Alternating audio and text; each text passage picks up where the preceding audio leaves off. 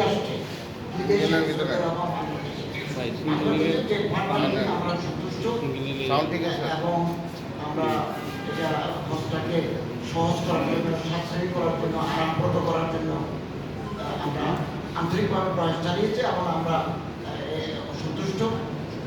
এই জন্য আমরা মাননীয় প্রধান উপদেষ্টা এবং বিমান পর্যটন মন্ত্রণালয়, স্বরাষ্ট্র মন্ত্রণালয় এদেরকে আমরা কর্তৃপক্ষকে সৌদিয়া এয়ারলাইন্স, ফ্লাইনার্স বাংলাদেশ বিমান, হজ এজেন্সি অফ বাংলাদেশের সভাপতি সৈয়দ মোহাম্মদ মহাজুদ্দুল্লাহ, আমার সচিব মহোদয় জনাব এম আফতাব হোসেন প্রামাণিক এবং হজরতের প্রধান জনাব নজরুল ইসলাম, হজরতের দ্বিতীয় ব্যক্তি ডক্টর মঞ্জুর, আমার ব্যক্তিগত সহকারী জয়েন্ট সেক্রেটারি জনাব সাবেক আহমদ সহ আমার মন্ত্রণালয়ের দায়িত্বশীল কর্মকর্তাদেরকে আমি আন্তরিক অভিনন্দন জানাচ্ছি।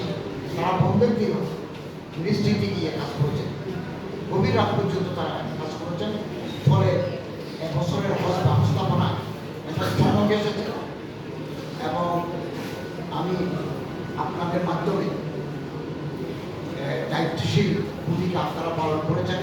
আমার মন্ত্রণালয়ে দায়িত্বশীল যারা অফিসার তারা প্রফেশনালিজমের পরিচয় দিয়েছেন এবং আপনাদের মাধ্যমে আমি দেশবাসীর কাছে দোয়া চাই, আল্লাহর কাছে সহযোগিতা চাই, যাতে ৭,১০০ জন আছে নির্বিঘ্নে শান্তিপূর্ণ পরিবেশে ধর্মীয় পাপ গাম্ভীর্য নিয়ে ২০২৫ সালে হজ পালন করে তারা দেশে ফিরে আসবেন।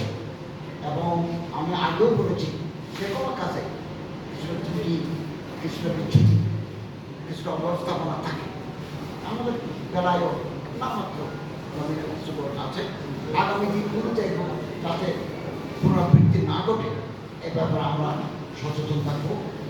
এবং আপনারা যেটা বললেন ওদের প্যাকেজ আরো কমান, আমরা দীর্ঘদিন চেষ্টা করছি। আমার সচিব মহোদয় বলেছেন সৌদি গভর্নমেন্টের কাছে আবেদন করে আমি পারমিশন নিয়েছি পানির জাহাজে পাঠানোর জন্য। বিমানে যত ভাড়া তার চাইতে 60% কমে ওনারা পরিবহন করতে রাজি হয়েছেন, কিন্তু আমাদের জাহাজ নেই। জাহাজ আনতে গেলে $5 বিলিয়ন লোন নিতে হয় বাংলাদেশ ব্যাংক, ওখানে জটিলতা আছে।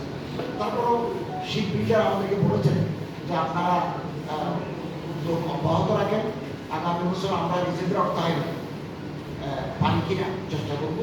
আর আমরা পরিবহন মন্ত্রণালয়ের সাথে আলাপ করবো হজের পরে, ওনারাও কোনো ভেসেল, কোনো জাহাজ আমাদের দিতে পারেন কিনা।